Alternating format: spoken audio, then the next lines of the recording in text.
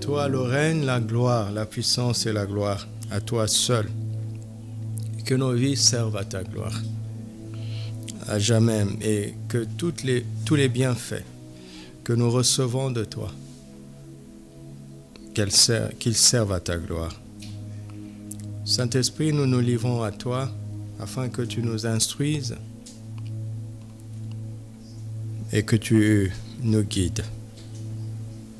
Pour la seule gloire du nom de Jésus-Christ, notre Seigneur.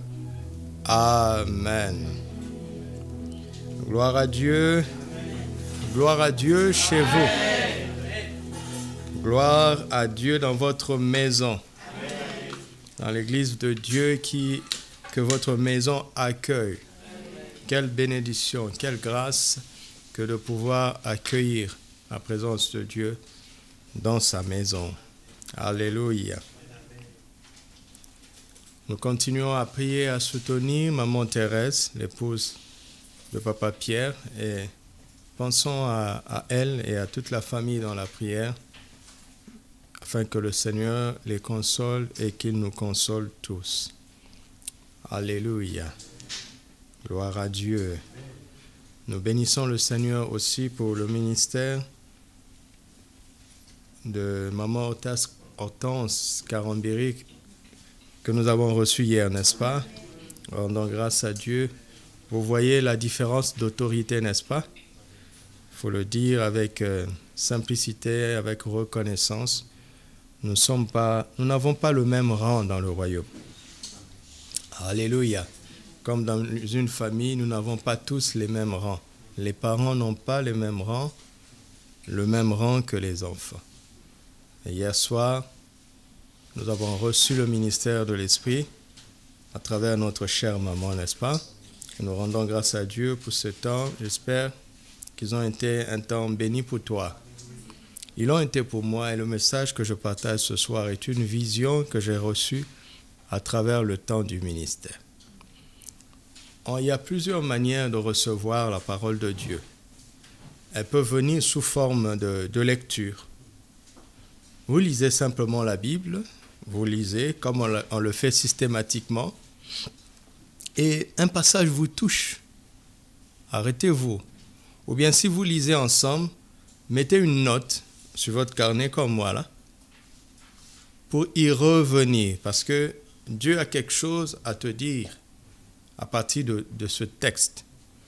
Donc, tu peux recevoir la parole de Dieu à travers une simple lecture. Tu peux aussi recevoir la parole de Dieu à travers une étude.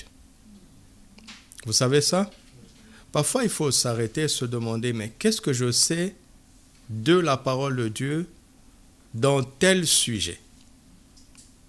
Et là, tu rassembles les versets qui parlent de ce sujet-là et tu commences à faire une étude. Tu n'as pas de besoin a priori, mais l'étude, t'enrichissant, va finir par te donner des paroles, des instructions et des restrictions personnelles, n'est-ce pas? Ce qui est un gage de réussite, absolument. Alléluia. Ça, ce sont les deux premières formes, ne sont pas les formes courantes. La forme la plus courante que nous pratiquons jour et nuit, c'est laquelle? C'est la méditation. La méditation. La méditation, pas besoin d'en reparler. Et une autre forme, c'est le ministère de la parole, comme quand je suis en train d'exercer comme ça, ou bien chaque personne, chaque serviteur, servant de Dieu qui prêche, quand tu reçois un enseignement ou une prédication, n'est-ce pas que Dieu te parle? C'est aussi une manière de recevoir la parole de Dieu. Et il y a une forme comme celle sur la base de laquelle je veux partager ce soir, c'est une vision. Là où tu vois Dieu faire et tu comprends, tu reçois l'intelligence de la vision, justement. Recevoir l'intelligence de la vision. Il faut d'abord voir la vision et recevoir l'intelligence, l'explication de la vision. Alléluia. Jean chapitre 2, versets 1 à 11. J'ai vu Dieu effacer et réécrire notre histoire. Amen. Alléluia. 3 jours après, il eut des noces à Cana en Galilée. La mère de Jésus était là. Et Jésus fut aussi invité aux noces avec ses disciples. Le vin ayant manqué, la mère de Jésus lui dit à Jésus, elle dit quoi? Ils n'ont plus de vin. Et c'est ça que papa a enseigné. Le manque est la porte d'entrée du miraculeux. Que vos manques ne vous inquiètent pas. Alléluia. Ce sont la porte d'entrée du miraculeux divin. C'est une bénédiction. Quand tu es dans le royaume, il n'y a pas de problème. Toute chose concourt au bien de ceux qui aiment Dieu. Et entre parenthèses, je nous invite à suivre les enseignements que papa donne, qui sont disponibles sur YouTube. Verset 4. Jésus lui répondit, « Femme, qu'y a-t-il entre moi et toi? Mon heure n'est pas encore venue. » Sa mère dit au serviteur, « Faites ce qu'il vous dira. Faites ce qu'il vous dira. » Or, il y avait là 6 vases de pierre destinés aux purifications des Juifs et contenant chacun 2 ou 3 mesures. Mets ça dans la version du Semeur, s'il vous plaît. Il y avait là 6 jarres de pierre que les Juifs utilisaient pour les ablutions rituelles. Chacune d'elles pouvait contenir entre 80 et 120 litres, jusqu'à 120 litres. Alléluia. Parce que je suis sainement gourmand, je choisis l'extrême supérieur. Supposons que chaque jarre contenait 120 litres, n'est-ce pas? Et il y en avait combien? 6. 6 fois 120, ne parle pas en langue, réponds.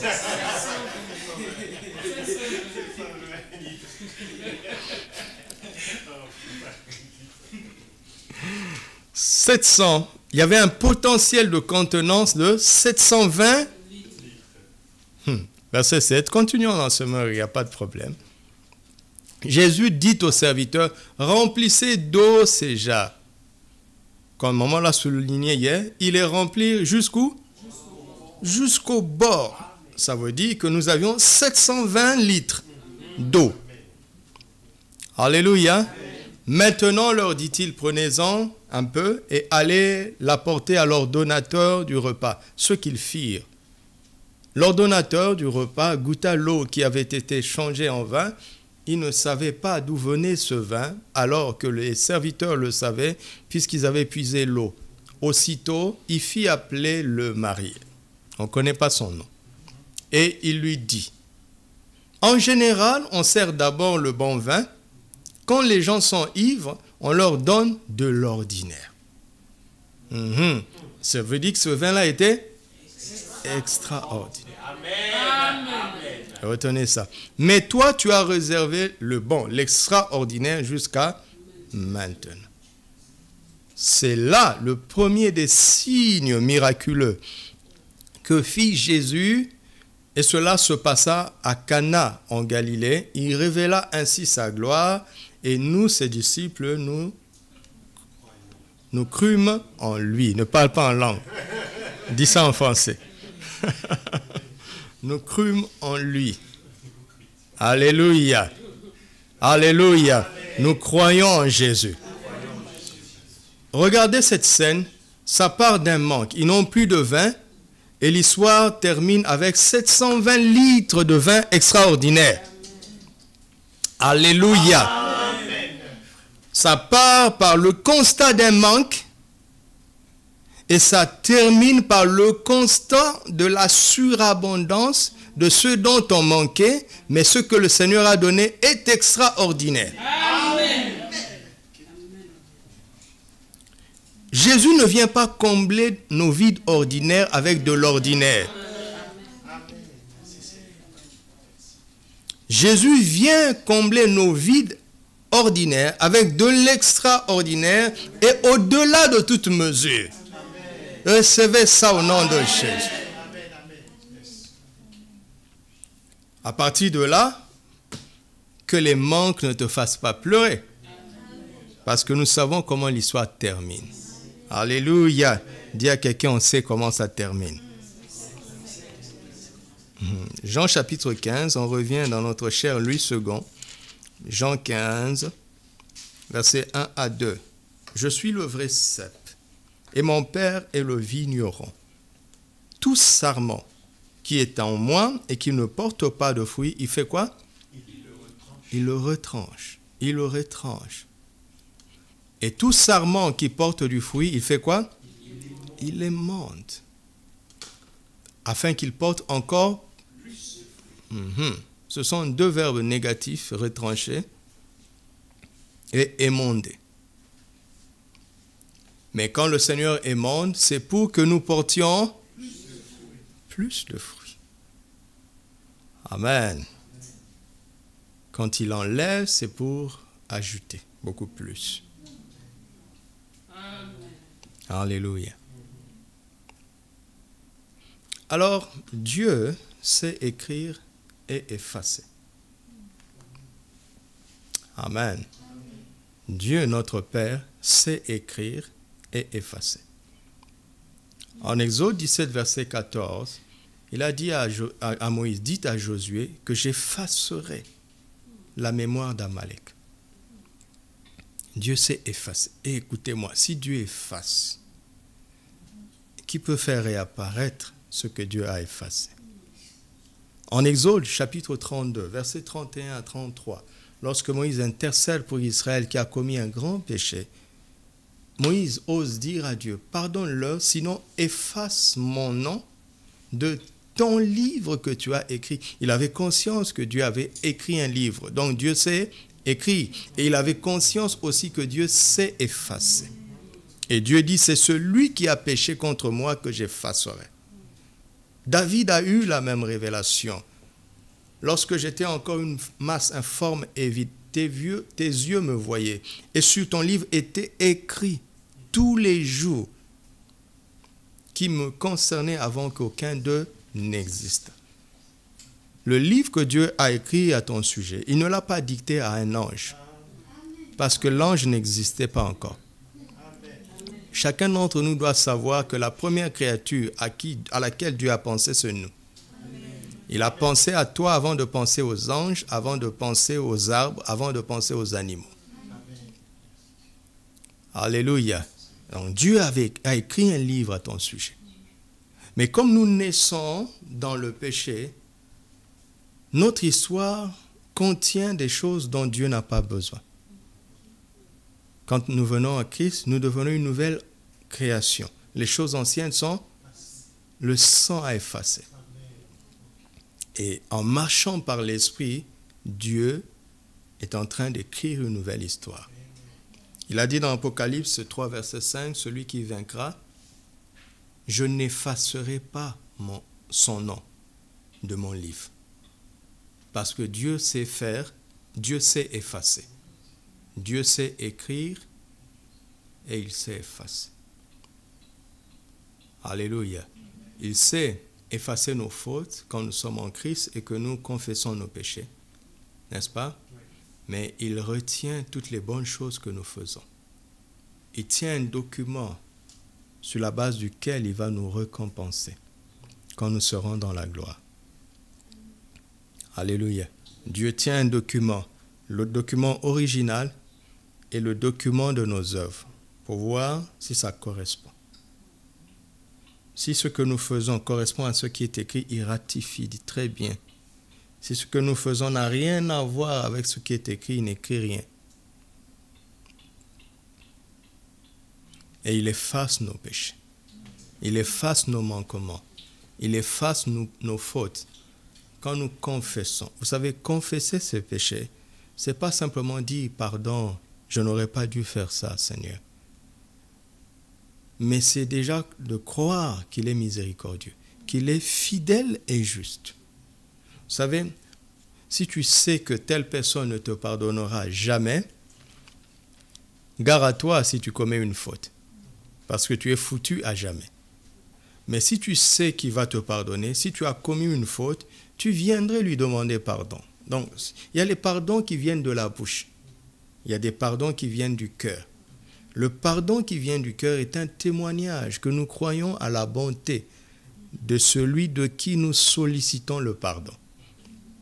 Alléluia. Quand je confesse mes péchés, je sais que pour moi c'est un témoignage que je crois que Dieu est bon, qu'il est fidèle et qu'il est juste pour me pardonner. Et Dieu aime ça. Il aime que nous apprécions sa bonté. Alléluia. Ainsi, parce que Dieu est bon, il efface tout ce qui est inutile dans notre histoire et il en réécrit une nouvelle. Au nom de Jésus. Alors, d'où me vient tout ça? C'est à cause de la prière de Marie. Elle est venue à Jésus et elle a dit, ils n'ont plus eu de vin, n'est-ce pas? Regardez la prière de cette dame. Qu'est-ce qu'elle a dit? Éternel des armées, Yahvé Jireh, Jésus, je sais que tu es Yahvé, la parole faite chair, je t'ai porté dans mon sein, personne n'est témoin, alléluia, gloire à ton saint nom. Ils n'ont plus de vin. Tellement simple, n'est-ce pas? Ils n'ont plus de vin. C'est comme ça que je prie. Seigneur, qu'est-ce que je dois dire à ton peuple ce soir? Et j'attends. Et ça vient. Si je disais, tu m'as établi pasteur, blabla, tout ça, c'est inutile. Inutile. Ils n'ont plus de vin. Alléluia. Alors l'Esprit m'a montré cette phrase et puis il m'a dit, regarde, je vais commencer à effacer pour réécrire une histoire. Pour changer l'histoire de manque en histoire de surabondance. Je vais effacer le négatif dans cette phrase pour écrire une histoire d'abondance. Regardez, ce qui est négatif est en bleu, n'est-ce pas? Imaginez que le Seigneur ait une gomme et il efface le N. Qu'est-ce que ça donne?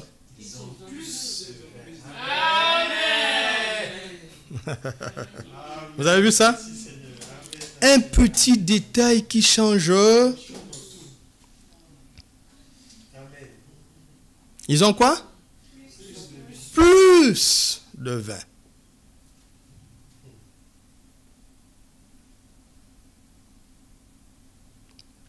Alors, pour nous montrer que ce n'est pas un jeu que nous faisons avec les mots, rentrons maintenant dans la parole.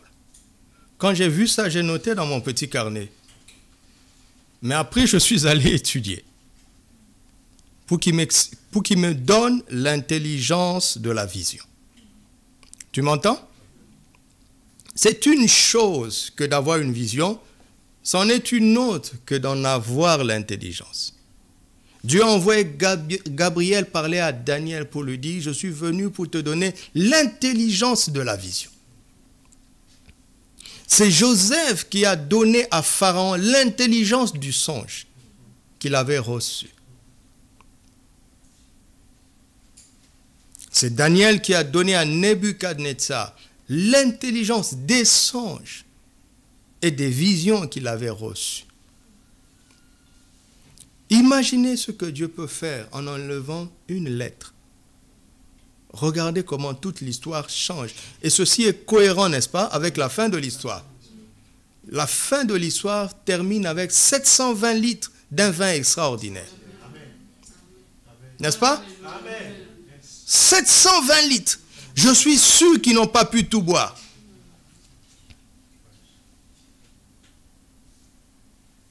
Si c'était en Afrique et que les gens avaient pris la précaution de venir avec un sachet de bidons, ils seraient rentrés chez eux avec quoi? Avec quelques litres d'un vin extraordinaire. Alléluia. Et tu rentres ce soir avec l'abondance d'un vin extraordinaire. Au nom de Jésus. Ils ont plus de vin. Dieu s'est enlevé afin de donner plus. Alléluia. Réjouissez-vous quand Dieu enlève, parce qu'il les monte afin que nous portions plus de fruits. Amen. Il les monde afin de donner plus de fruits. Lisons Jean chapitre 13, verset 1. À la fête de Pâques, Jésus, sachant que son heure était venue de passer de ce monde au Père, autrement dit de quitter la terre, et ayant aimé les siens qui étaient dans le monde, mit le comble à son amour pour eux. C'est un moment où il va être arraché de la terre. Mais nous allons comprendre que c'est pour notre bien. Ésaïe 53, verset 8. Ésaïe 53, verset 8. Il a été enlevé. Vous voyez? Remettez, introduisez maintenant Ésaïe 53 dans Jean 13, 8. Vous comprenez de quoi il s'agit. Pour passer de ce monde au Père, il devait être enlevé de la terre. Mais par quoi? Par l'angoisse et le châtiment. Ce sont deux mots qui ne sont pas intéressants. Il a été enlevé par l'angoisse et le châtiment, et parmi ceux de sa génération, qui a cru qu'il était retranché de la terre de vivants et frappé pour les péchés de mon peuple, afin que nous soyons justifiés, n'est-ce pas? Dieu a arraché, retranché son Fils. Il l'a enlevé par l'angoisse et le châtiment, afin que nous soyons justifiés. C'est un moins qui donne un grand plus. Vous comprenez? Jean 16, verset 7, Jésus dit, « Il vous est avantageux que je m'en aille. » Vous comprenez? Le fait que papa me retire, me retranche de vous, est un avantage. Parce que ce qui va venir va être extraordinaire. Alléluia. Genèse 48, verset 11. Et ça m'a beaucoup touché. Genèse 48, verset 11. Israël, ou bien Jacob, dit à Joseph, « Je ne pensais pas revoir ton visage, et voici que Dieu me fait même voir ta postérité. » Joseph a été arraché à Jacob pour avoir plus.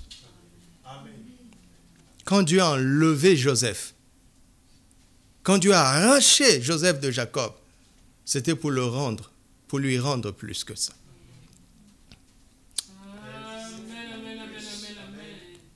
Dieu sait enlever pour donner plus. Alléluia. Alléluia. Dieu sait ce qu'il faut émonder pour nous permettre de porter plus de fruits. C'est pourquoi il faut faire confiance au Seigneur en tout temps. Peu importe ce qui arrive, fais-lui confiance.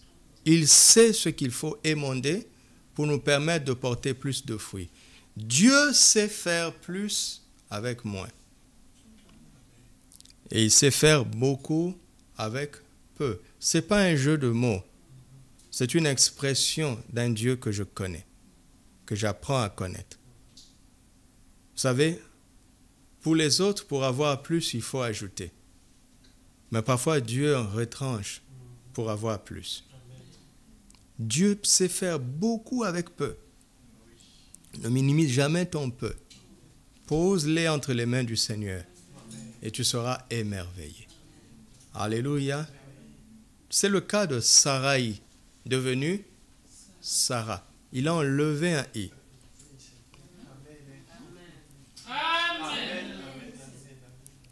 Et ça ne l'a pas diminué.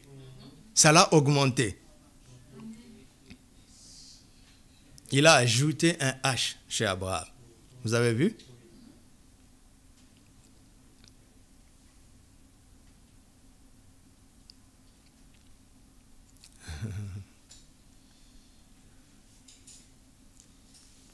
Lisons Genèse 17, versets 4 à 6. Genèse 17, 4 à 6. Dieu dit à Abraham. Non, commençons verset 4. Voici mon alliance que je fais avec toi. Tu deviendras père d'une multitude de nations. On ne t'appellera plus Abraham, mais ton nom sera Abraham. Dieu ajoute, n'est-ce pas? Car je te rends père d'une multitude des nations. 6. Je te rendrai fécond à l'infini, je ferai de toi des nations, et des rois sortiront de toi.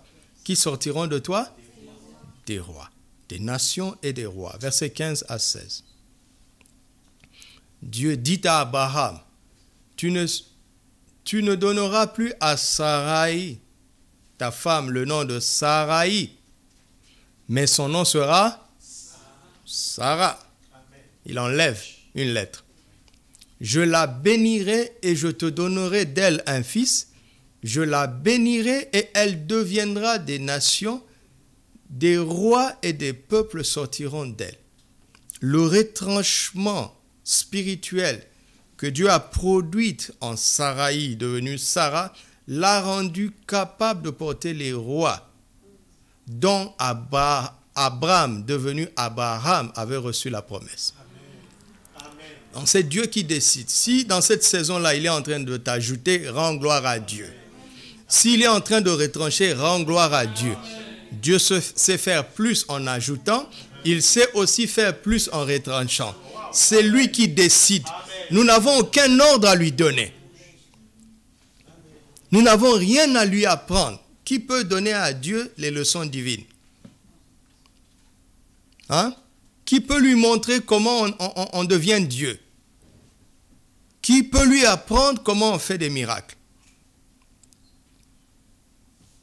Quand tu as un besoin, demande, ne lui donne pas des leçons. Regardez Marie. Marie ne lui a pas dit, tu sais, il y a des vases là.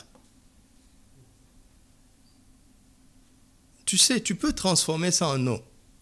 Marie n'a fait aucune proposition. Elle a présenté sa requête point barre. Comment est-ce que le Seigneur va s'y prendre? Ça, c'est son affaire. Tout ce que nous avons à faire, c'est de présenter nos besoins et de lui faire confiance. Alléluia. Nous avons vu le cas donc de Sarai devenue Sarah. Voyons le cas de deux reines, Vashti et Esther, dans le livre d'Esther. Lisons Esther chapitre 4, versets 13 à 14. Esther 4. Mardochée fit répondre à Esther, « Ne t'imagine pas que tu échapperas seul d'entre tous les Juifs, parce que tu es dans la maison du roi. Car si tu te tais maintenant, le secours et la délivrance surgiront d'autre part pour les Juifs. » Ça, c'est une certitude. Dieu va secourir et délivrer son peuple. Et toi et ta maison, la maison de ton père, vous périrez. Et qui sait si ce n'est pas pour un temps comme celui-ci que tu es parvenu à la royauté.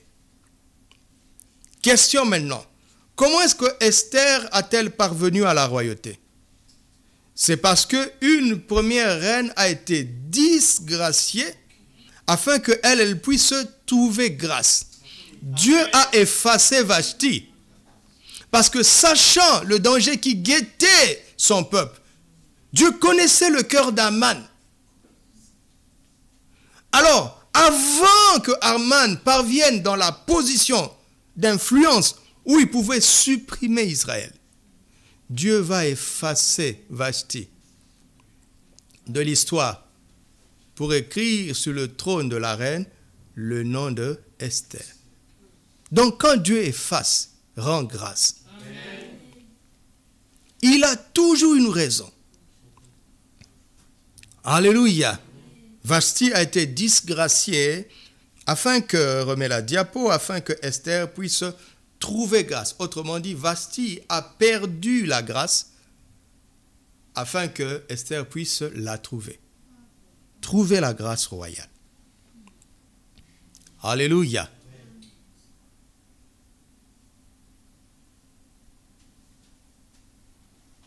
Avant que le plan du diable n'entre en exécution, Dieu avait déjà effacé Vashti. Alléluia. Dieu est formidable, n'est-ce pas? Il faut lui faire confiance en toutes choses, en tout temps.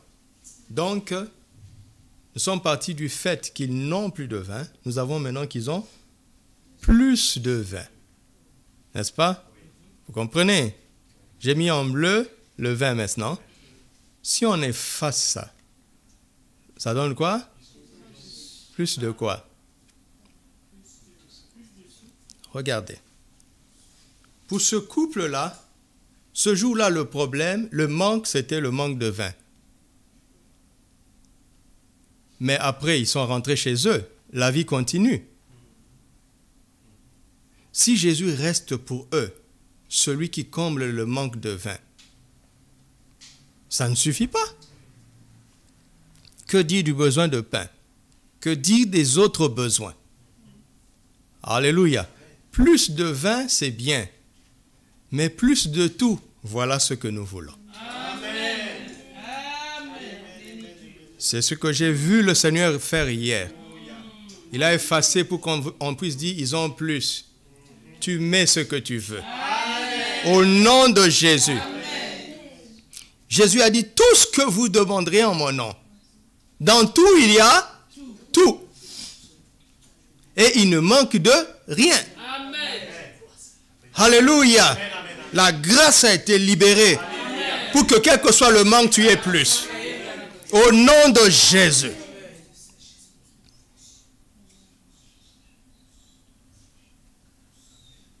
À partir d'un miracle spécifique, nous pouvons comprendre la tous-suffisance de Dieu pour vivre des miracles n'importe où, dans n'importe quel domaine. Il nous a donné cette vision parce qu'il veut combler tous nos vides. Il veut que nous expérimentions la plénitude dans tous les domaines et que cela soit notre partage au nom de Jésus. Alléluia. Ils ont plus, nous avons plus. Dites avec moi, nous avons plus. En Jésus, nous avons plus. En Jésus, nous avons toujours plus. Alors, arrêtons-nous maintenant que nous avons confessé, que nous avons cru, n'est-ce pas? Que nous avons proclamé la parole de nos bouches. Arrêtons maintenant, méditons pour recevoir la sagesse, l'intelligence et la science. Quelle est l'intelligence de cette vision? Le vin symbolise aussi la joie, dans le bon sens du terme, n'est-ce pas? Lisons Psaume 104, verset 1er d'abord, pour comprendre, et puis verset 14 à 15. Mon âme bénit l'Éternel. Éternel mon Dieu, tu es infiniment grand. Tu es revêtu d'éclat et de magnificence. Voici sa louange, son adoration et sa confession. Il dit, Éternel, tu es infiniment grand. Alléluia.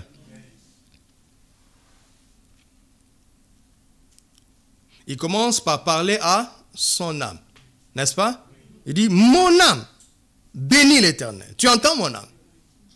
C'est qu'il sent que son âme n'a pas envie. N'est-ce pas? Son âme n'a pas envie, alors il dit à son âme, ce n'est pas toi qui décides. Mon âme bénit l'Éternel. Et il parle à Dieu, il dit, tu es infiniment grand. Ça, c'est son esprit.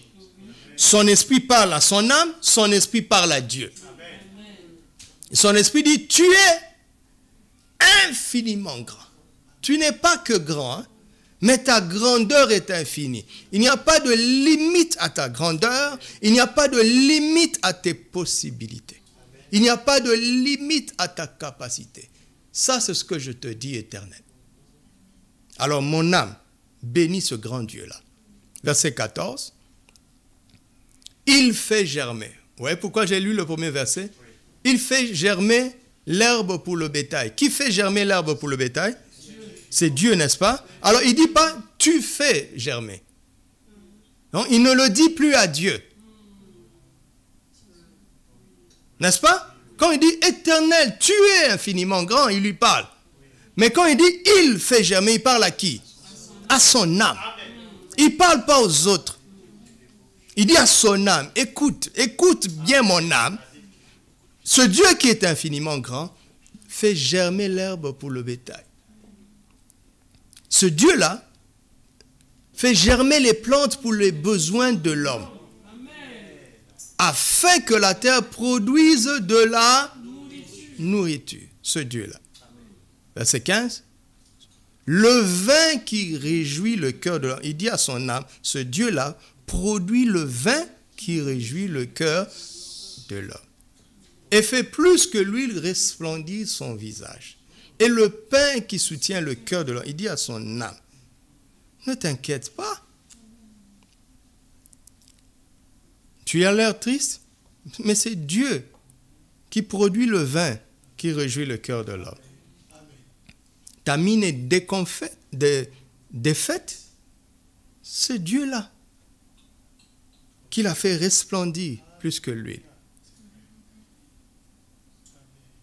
C'est ce Dieu-là qui donne le pain. Tu entends, mon âme? Alors ne me laisse pas dans l'abattement. Ok? Et ce verset nous montre que le vin est un symbole de joie, n'est-ce pas? Nous l'avons vu au verset 15.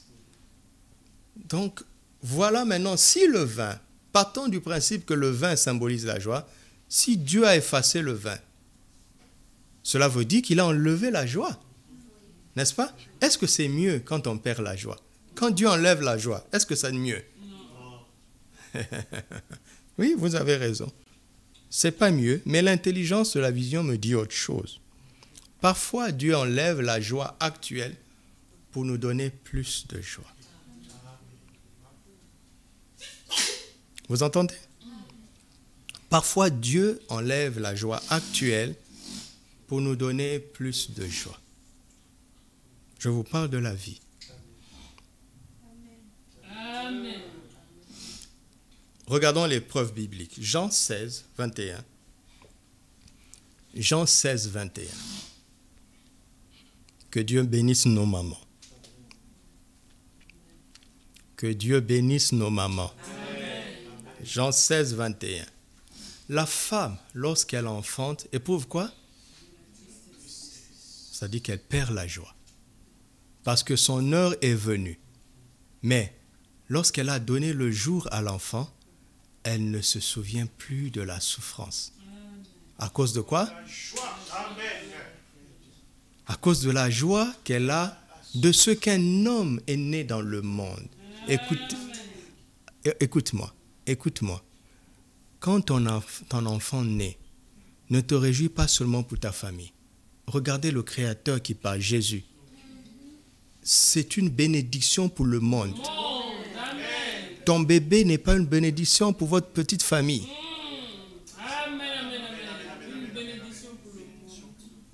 Ne bloque pas la destinée de ton enfant dès la naissance. Il aurait pu affecter votre nation, mais toi tu l'as cantonné à votre maison. Il aurait pu affecter la génération, mais toi tu l'as cantonné à ses cousins. Il aurait pu affecter la terre, toi tu l'as cantonné à l'Afrique. Vous comprenez? Oui. Je vois des mouvements panafricanistes qui circulent à tout va maintenant là. Écoute-moi, tu es trop grand pour ne défendre que la cause des Blacks. Tu m'entends? Est-ce que tu m'entends? Celui qui est en toi est plus grand que celui qui est dans ce monde. Un chrétien ne doit pas avoir la haine des Blancs.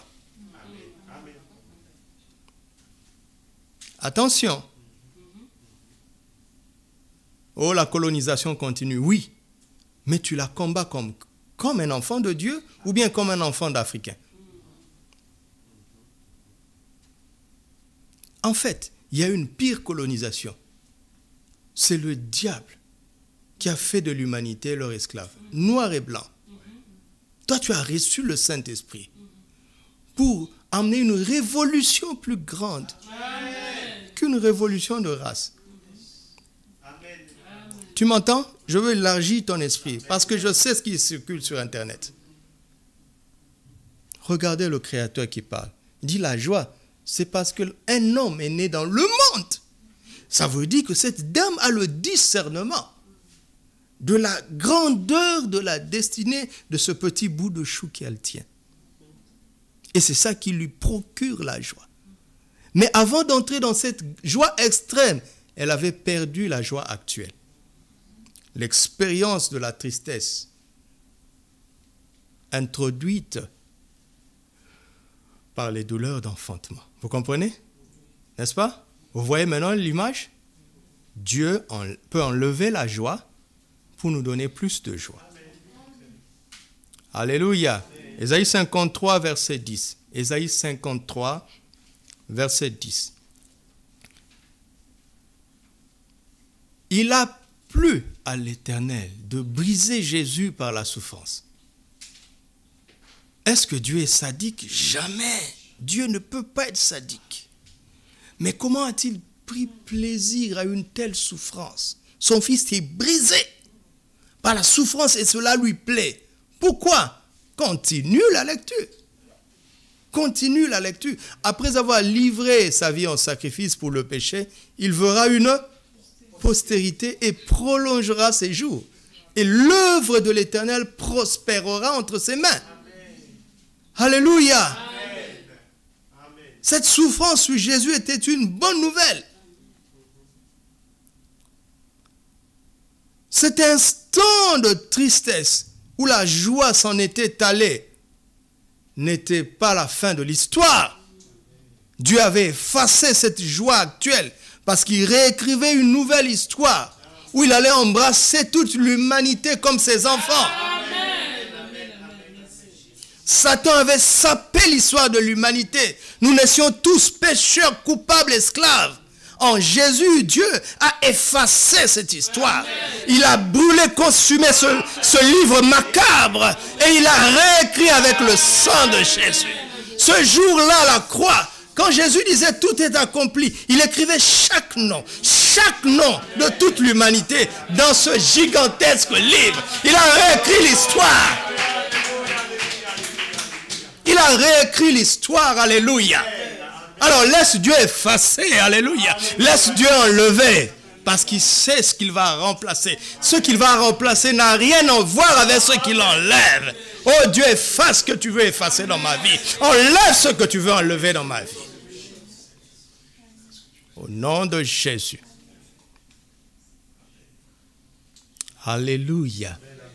Hébreux 12, verset 2. Hébreux 12, verset 2. Ayant les regards sur Jésus, pour l'imiter, le chef et le consommateur de la foi, qui, en vue de la joie qui lui était réservée, a souffert la croix, méprisé l'ignominie, et s'est assis à la droite du Père. S'il avait préféré la joie actuelle, il n'aurait pas souffert la croix. Et à cause de cela, il ne rentrerait pas dans une joie plus grande. Laisse Dieu, de temps en temps, t'enlever la joie que tu as. Parce qu'il a en vue quelque chose de beaucoup plus grand. Alléluia. Chapitre 11, 24 à 26. Quand tu pries, tu dois être alerte. Tu comprends? La prière, nous ne prions pas religieusement. Nous prions en esprit.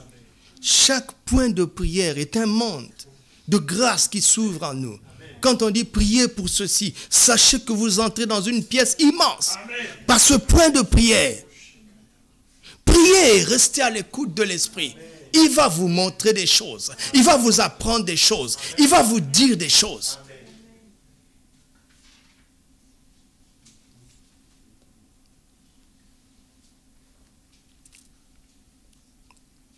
La prière est quelque chose de spécial pour moi. Ce n'est pas un temps où je fais du blabla. Non. La prière, c'est beaucoup plus que ça. C'est un temps de communication. C'est par la foi que Moïse, devenu grand, refusa d'être appelé fils de la fille de Pharaon, aimant mieux être. Je ne prêche pas la souffrance, mais je prêche la vie. Parfois, il faut accepter certaines souffrances pour entrer dans une joie plus grande. Aimant mieux être maltraité avec le peuple de Dieu que d'avoir pour un temps la jouissance. Vous voyez, il y a un malin plaisir dans le péché. Et ce péché produit de la tristesse en la chair. Mais c'est une tristesse salutaire. Regardant l'opprobre de Christ comme une richesse plus grande que les trésors de l'Égypte. C'est ça qui lui a donné la force de faire ce choix. Car il avait les yeux fixés sur la rémunération. Romains chapitre 8, versets 17 à 18. Or, si nous sommes enfants, nous sommes aussi héritiers. Héritiers de Dieu et co-héritiers de Christ. Si toutefois nous faisons quoi? Il n'y a pas de plaisir dans la souffrance, n'est-ce pas? Il n'y a pas de plaisir dans la souffrance. Si toutefois nous souffrons avec lui, afin d'être glorifiés avec lui, j'estime, voilà le secret, que les souffrances du temps présent ne sauraient être comparées à la gloire à venir qui sera révélée pour nous. Alléluia. Soit tu te cramponnes sur la gloire présente et tu refuses la passerelle des souffrances du temps présent. Parce que cette passerelle est là pour te propulser dans une gloire plus grande dans l'avenir. Si tu te cramponnes à la gloire présente et que tu refuses la passerelle de la souffrance, tu te fermes toi-même l'accès à une gloire plus grande. Alors parfois Dieu enlève le vin. Il efface la joie du vin. Parce qu'il dit, ça y est, cette étape est finie. Alléluia. Parfois quand je suis dur, c'est parce que je sens à mon esprit que ça y est, cette étape est finie. Et je fais preuve de fermeté. Je n'ai pas besoin que ça te plaise ou pas. Parce que je sers Dieu d'abord, je fais ce qu'il me dit premièrement, et aussi parce que je t'aime. Je m'en fous de ton humeur. Un jour, tu me remercieras. Tu m'entends? Parfois, Dieu efface le vin. Il enlève la joie.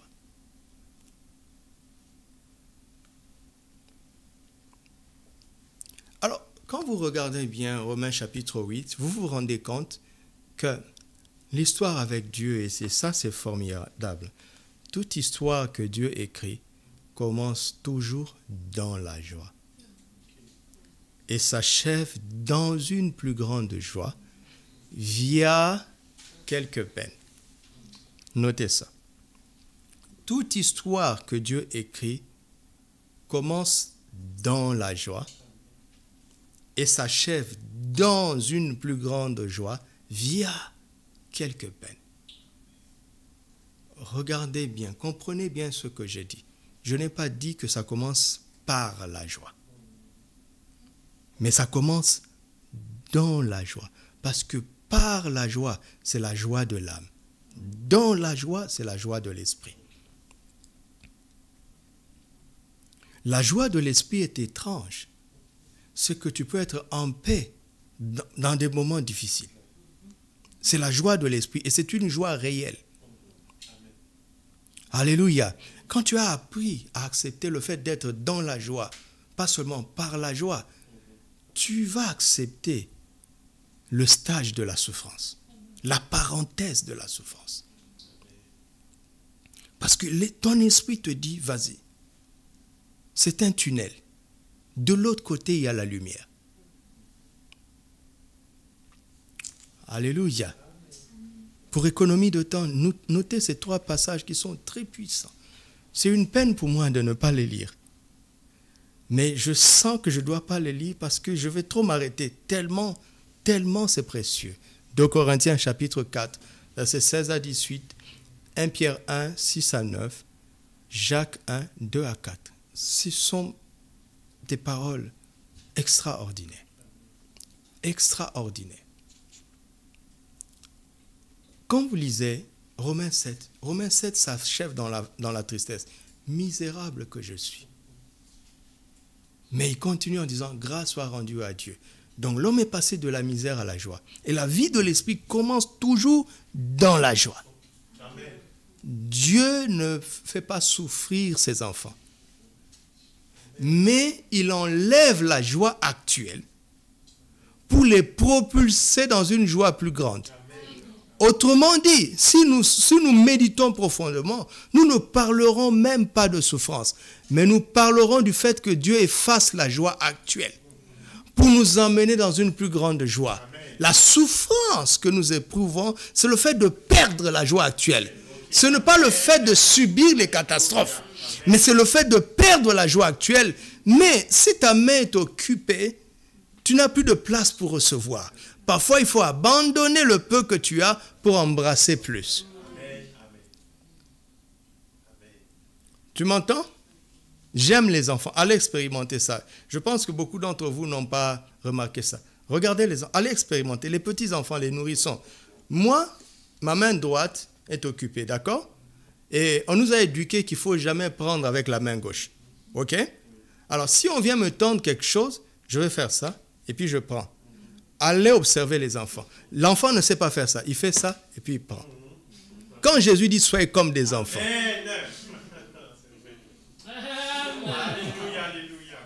l'enfant ne sait pas faire ça. Il abandonne ce qu'il a parce qu'il dit au fond de lui-même, si papa ou maman me propose ceci, c'est que c'est mieux que ce que j'ai. Mais quand tu deviens intelligent, tu dis, je vais ajouter. Observez les enfants. Alléluia. Alors, ils ont plus, nous avons plus, vous avez compris déjà ce que nous allons effacer. Moi, je ne veux pas qu'on efface le plus. Et j'ai vu le Seigneur effacer encore. Et il me reste quoi? Tu as quoi? Regarde, l'intelligence de la vision. Plusieurs fois, les gens se sont plaints devant Dieu et ils sont sortis de là avec un miracle et ils se sont rendus compte que l'objet du miracle était dans leurs mains. Seulement, ils ne le voyaient pas.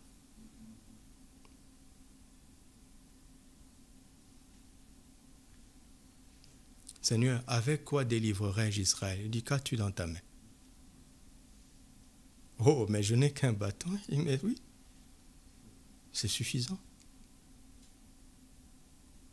Moi, je voulais avoir plus. Il dit, mais le plus se trouve dans ce que tu as. La forêt se trouve dans la graine que tu tiens.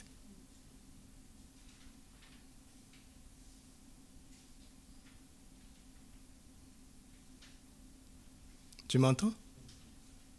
Ça devient moins intéressant, hein? Dans la chair. Le peu que tu as là est suffisant.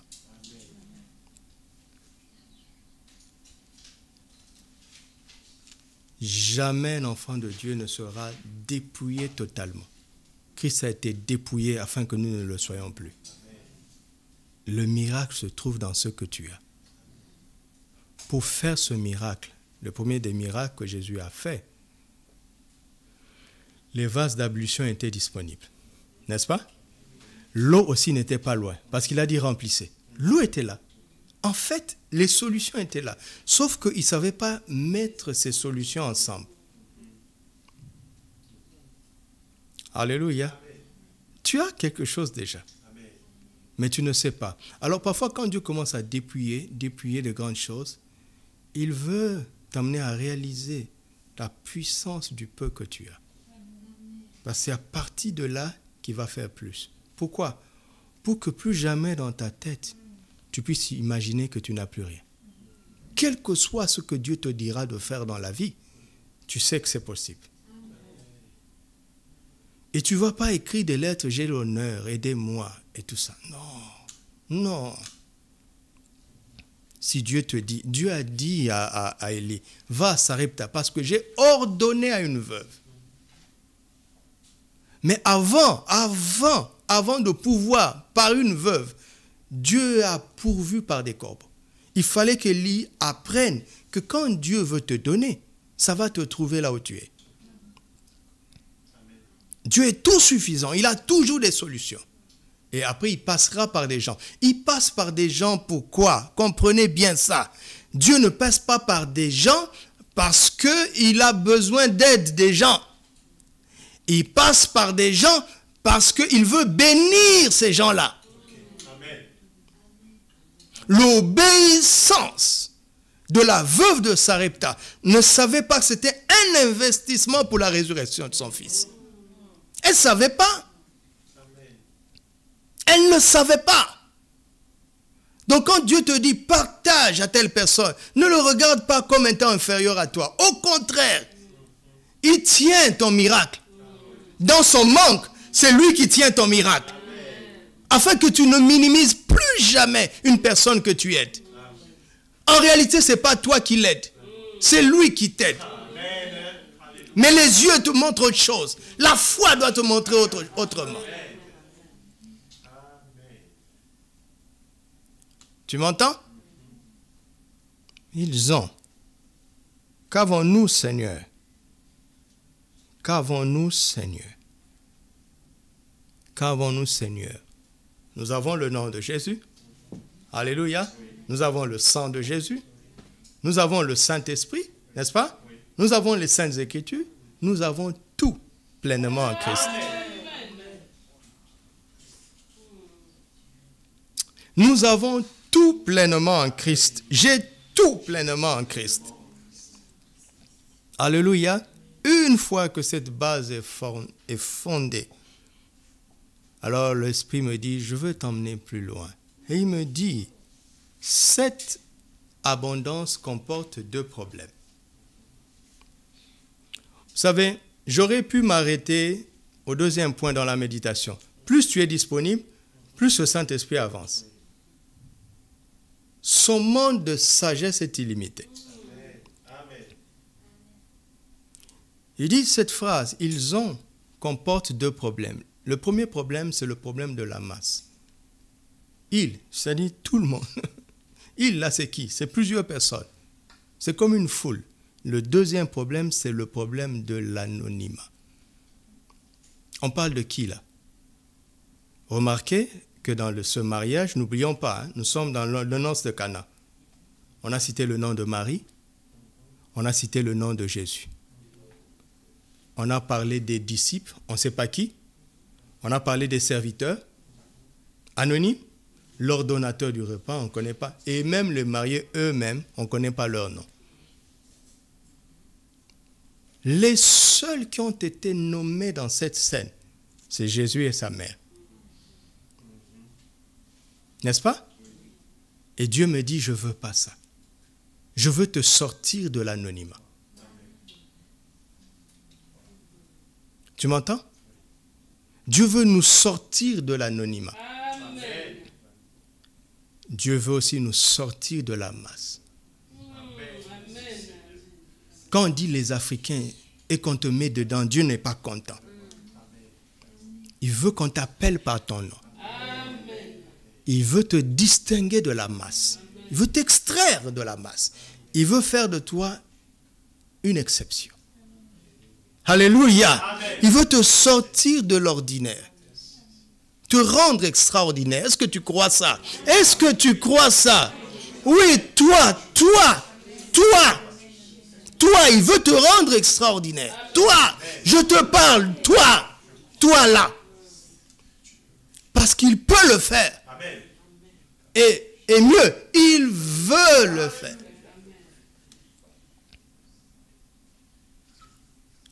Alors, comment il résout ces deux problèmes? En nous appelant par notre nom.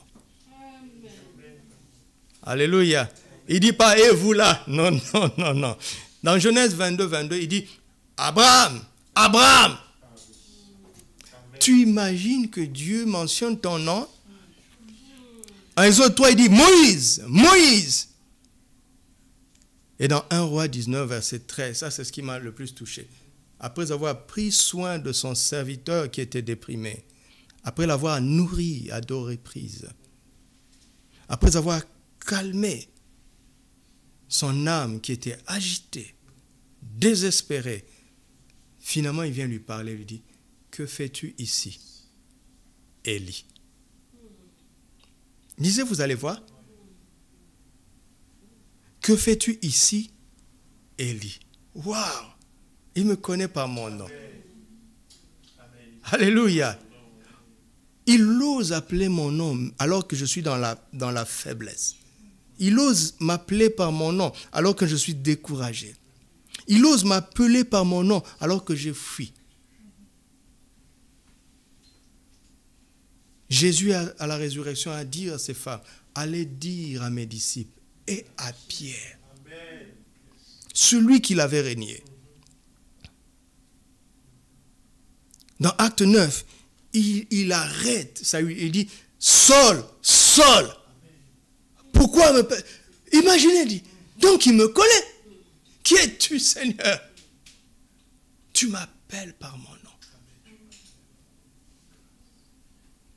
Pourquoi? Parce qu'il connaît chaque brebis par son nom. Même les brebis qui sont au dehors, qui ne sont pas encore rentrées, il appelle chacun par son nom. Le salut, c'est pas « Et vous là-bas, venez être sauvés ». Non, chacun a entendu son nom. Alléluia. Et si on t'avait donné un faux nom qui t'éloigne de ta destinée, il change ça. Il efface Jacob. Il n'est pas trompeur. Ton nom n'est pas trompeur. Ton nom est Israël. Il a effacé, il a écrit un autre nom. Il dit, tu es Simon, fils de Jonas, c'est fini. Pierre, fils de Dieu. Amen. Il ne se plaît pas à ce que nous restions anonymes. Il y a un temps pour l'anonymat. Mais il ne veut pas que nous terminions notre course dans l'anonymat. Tu comprends ça? Je ne prêche pas l'orgueil, pour aller vous faire voir. On se comprend, hein? On se comprend.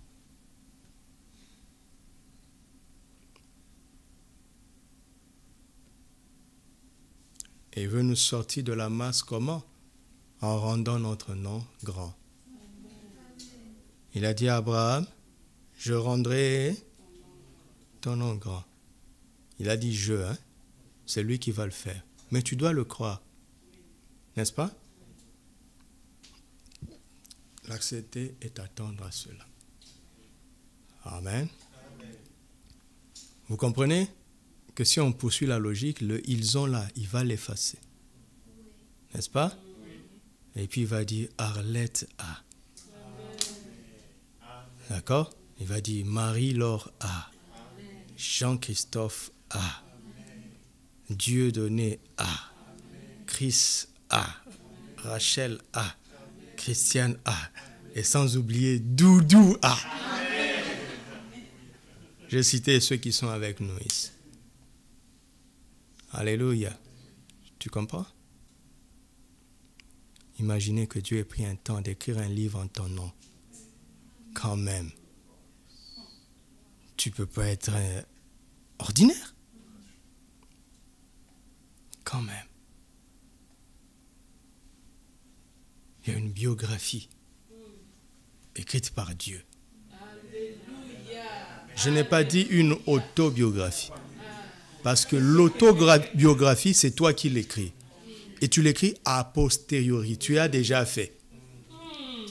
Mais la biographie de Dieu, il écrit à l'avance, avant que tu ne fasses. Alors il efface tout ce qui n'est pas dans son livre à ton sujet. Et il réécrit l'histoire. Alléluia. Gloire à son nom. C'est pas fini.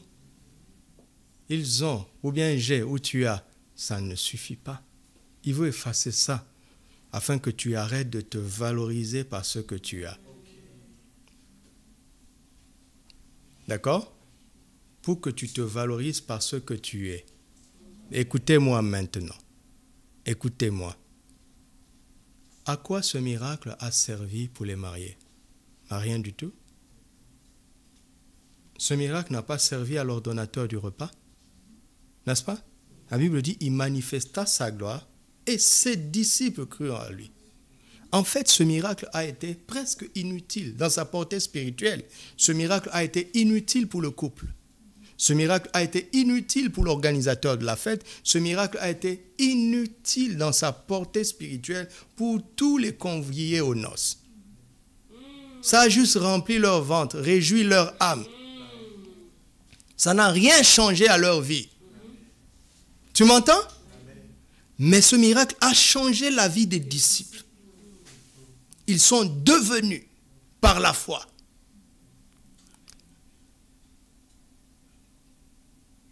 Il veut effacer tout ça afin que tu apprennes à te valoriser de ton identité, de ce qu'il a fait de toi, ce que tu es, parce que tu auras, parce que tu es. Amen. Alléluia. Et tu n'es pas parce que tu as. Dans ce monde, on te regarde avec ta manière de t'habiller. On te regarde avec ta manière de la voiture que tu conduis. Parce que tu as, on te respecte. Mais c'est une erreur. Si tu n'étais pas, tu n'aurais pas pu avoir. Alors ne te laisse pas influencer. Alléluia. Amen. Sais-tu qui tu es en Christ? C'est ça qui compte. C'est ça qui compte.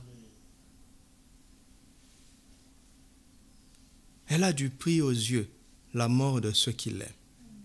Vous entendez? Lorsqu'un enfant de Dieu quitte la terre, c'est Jésus qui vient l'accueillir à la porte de l'éternité. Ce n'est pas les anges. Jésus, un fils de Dieu fidèle. C'est Jésus qui est venu accueillir Étienne, pas les anges. Tu es tellement important. Alléluia, tellement important.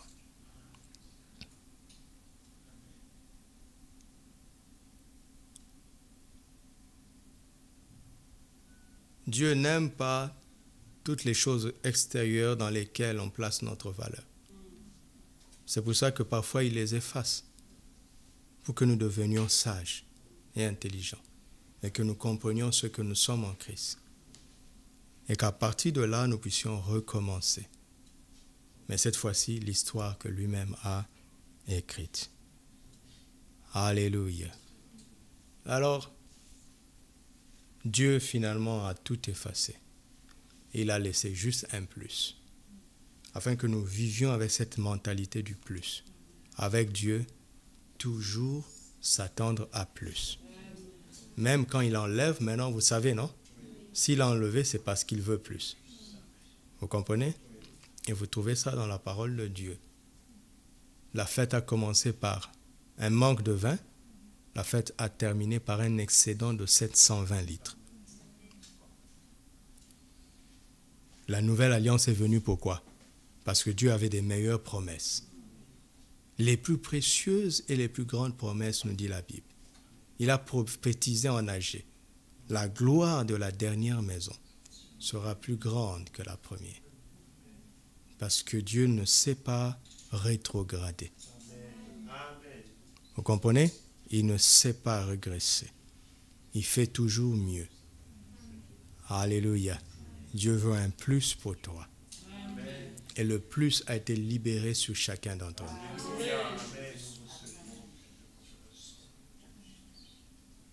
Il a effacé tout ce qui encombrait, afin que nous entrions dans la réalité et dans la mentalité du plus. Grâce à Jésus. Amen. Chantons, Dieu est capable de faire tout ce qu'il dit qu'il fera.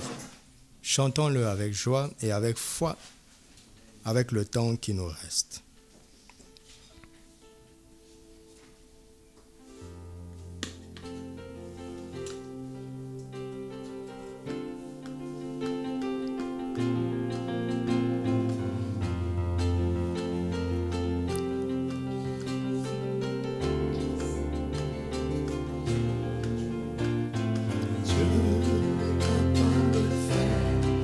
Ce qu'il dit, il fera.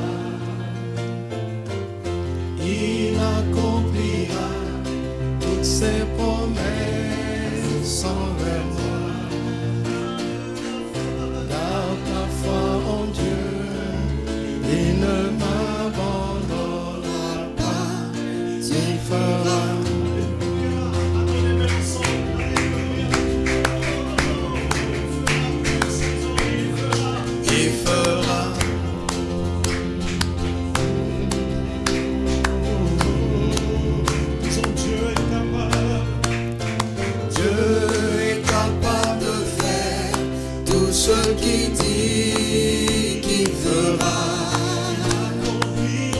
il accomplira toutes ses promesses envers toi. Garde la foi en Dieu, il ne m'abandonnera pas, il fera.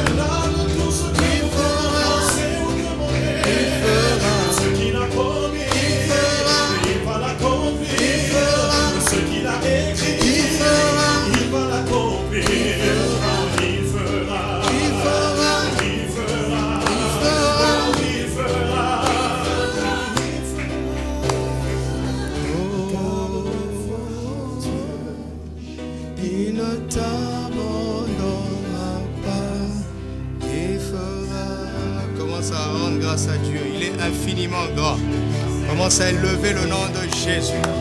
Tu es infiniment grand. Oh mon âme, bénis l'Éternel. Éternel mon Dieu, tu es infiniment grand. Oh mon âme, bénis l'Éternel. Éternel mon Dieu, tu es infiniment grand. Oh mon âme, bénis l'Éternel. Oh mon âme, bénis l'Éternel. Éternel mon Dieu, tu es infiniment grand. Tu es infiniment grand. Oh mon âme, bénis l'Éternel. Bénis l'Éternel.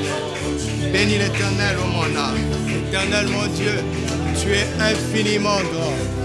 Tu es infiniment grand.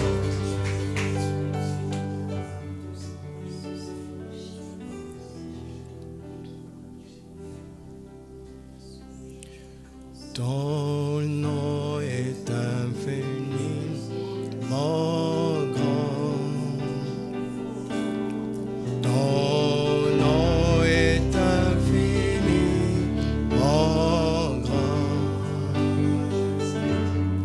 Ta majesté s'élève au-dessus des cieux. Que ton nom est infiniment grand. Nous t'adorons ton nom, Seigneur. Ton nom est infiniment grand. Ton nom est infiniment grand. Ta majesté s'élève au-dessus des cieux. Que ton nom est infiniment grand.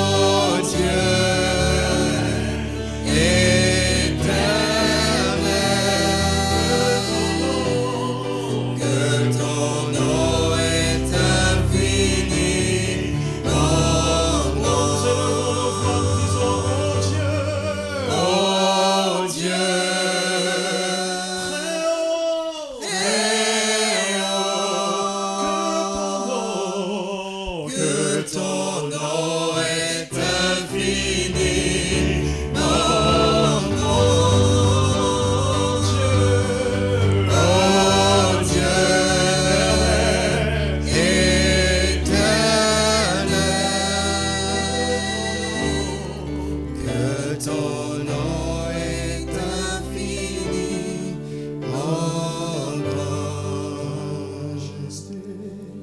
Ta majesté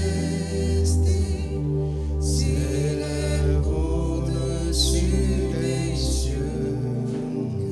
Ton nom est infiniment. Nous sommes dans l'esprit, commence à prier en esprit, prie en esprit. Et Kavero Siande Baraba Chagrande Raganere Saya Devon. Irabaye Mandera Dobraye Skare Mandere Ganaraba Shandere Yare Klobranere.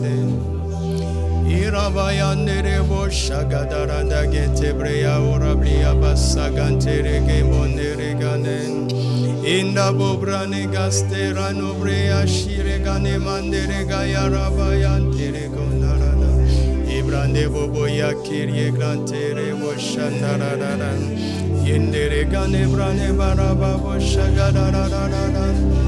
Indarabaya kondare baya brandere go boshanere ganarabada. Yare bobosa. J'ai laissé ce manque afin qu'il te rapproche de moi. J'ai permis ce manque afin qu'il se rapproche de moi.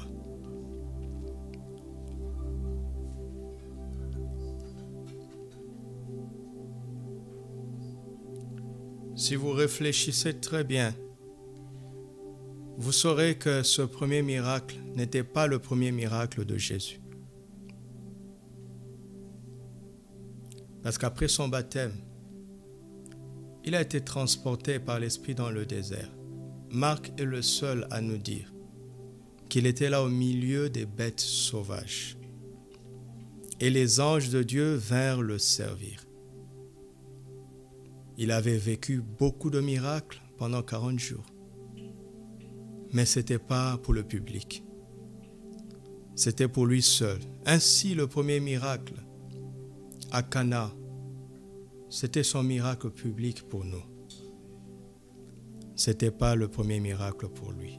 Alors, il me dit de te dire ceci. Il a laissé ce manque afin que ce manque soit la porte par laquelle il va t'attirer dans son domaine à lui du surnaturel. Le miracle n'est pas étonnant pour lui. Mais il ne veut pas vivre cette dimension sans toi. Alors ce manque, cette difficulté, ce besoin, ce problème, cette montagne est une porte ouverte pour que tu ailles rejoindre Jésus là où tout est possible, là où rien ne manque. Présente-lui donc ce manque avec l'espérance, la ferme assurance de ce que tu espères. Car la foi est une ferme assurance de ce que tu espères. Et elle se démontrera. Ce que tu ne vois pas encore sera démontré. Mais il faut que tu en aies une ferme assurance. Et Marie nous montre qu'elle avait une ferme assurance. Malgré la réponse apparemment négative de Jésus, elle ne s'est pas laissée décourager. Elle a dit au serviteur, faites ce qu'il vous dira. Elle avait cette ferme assurance. Alors présente ce manque à Jésus, ce manque précis qui te concerne. Présente-le lui, avec la ferme assurance de ce que tu espères. Parle au Seigneur, parle au Seigneur. Et entre dans ce monde où tout est possible. Entre là où Jésus vit. Il t'appelle à ça. Il t'a attendu longtemps avec ça. Si tu as déjà vécu de miracles, si tu as déjà vécu de grandes choses, le Seigneur me dit de te dire, il t'appelle dans une dimension que tu n'as pas encore vécue jusque-là. Et prends cela au sérieux. Il y a de nouvelles choses qui vont se mettre en place dans ta vie. Des nouvelles choses, des choses que tu n'as pas expérimentées avant. Des nouvelles choses se mettent en place maintenant. Des nouvelles choses. Ce manque est la porte pour entrer dans des nouvelles choses. Et cela est en train de se mettre en place pendant que tu parles au Seigneur.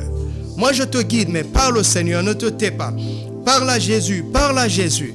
Parle-lui simplement comme l'a fait Marie, parle-lui. Et de nouvelles choses se mettent en place maintenant au nom de Jésus. Père, au nom de Jésus, que ce manque reçoive la visitation du Saint-Esprit. Et que de ce manque, que ma soeur, que mon frère parviennent à la surabondance.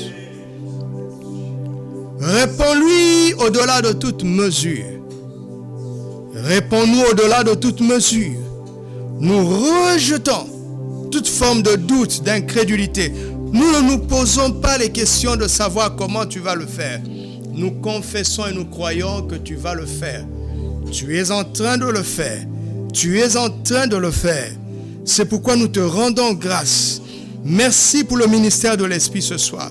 Merci pour la manifestation de ta bonté. Merci pour ta puissance qui est en train de balayer ces problèmes.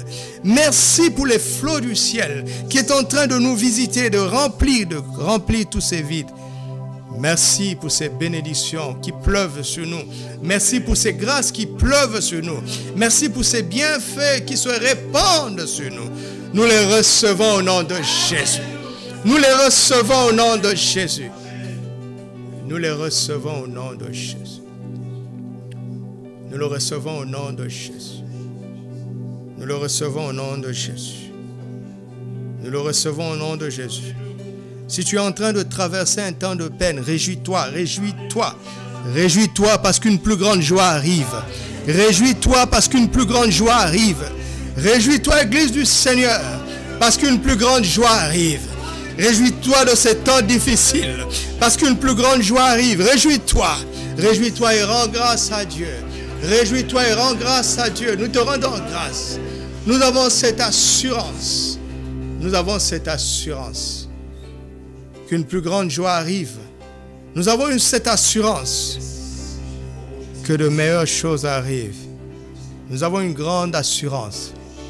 Nous avons cette assurance. Dieu est en train de te sortir de la masse maintenant.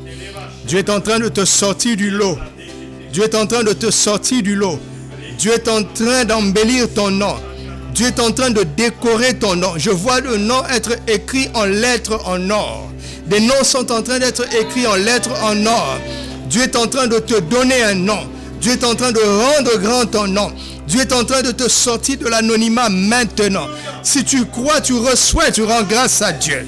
Recevez et rendez grâce à Dieu. Car il sait le faire. Il a le secret pour cela. Oh Père, je te rends grâce. Je bénis ton Saint-Nom. Je bénis ton Saint-Nom. Au nom de Jésus. Oh, le Seigneur est merveilleux.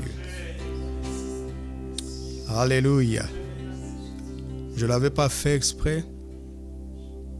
Mais nous sommes dans l'esprit. Il m'a rappelé que je n'ai pas cité le nom de la sœur Nina tout à l'heure. Le Saint-Esprit te dit, ma fille, je ne t'ai pas oublié. Je te connais par ton nom. J'ai voulu que tu le saches ce soir.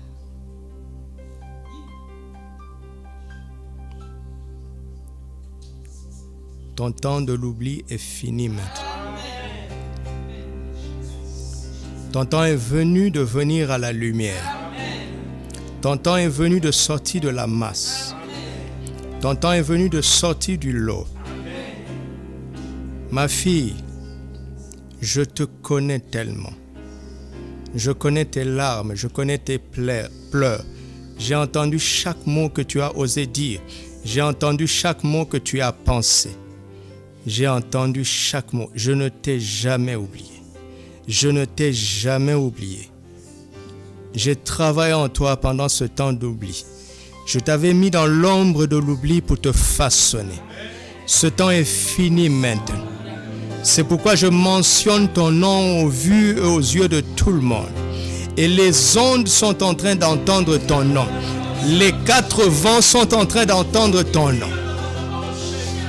Oriako Samante Braya. Yibaro Sakarianda Baragash. Et toute personne qui passait par un temps d'oubli, cette parole te concerne aussi. Les cieux sont en train de m'entendre citer ton nom. Les lieux célestes m'entendent tonner ton nom. Les lieux célestes m'entendent tonner ton nom. Les dominations et les principautés tremblent maintenant parce que j'ai mentionné ton nom. J'ai mentionné ton nom.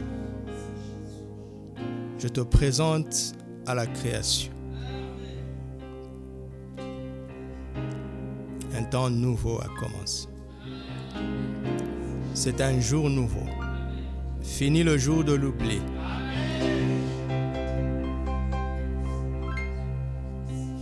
Au nom de Jésus. Au nom de Jésus. Au nom de Jésus.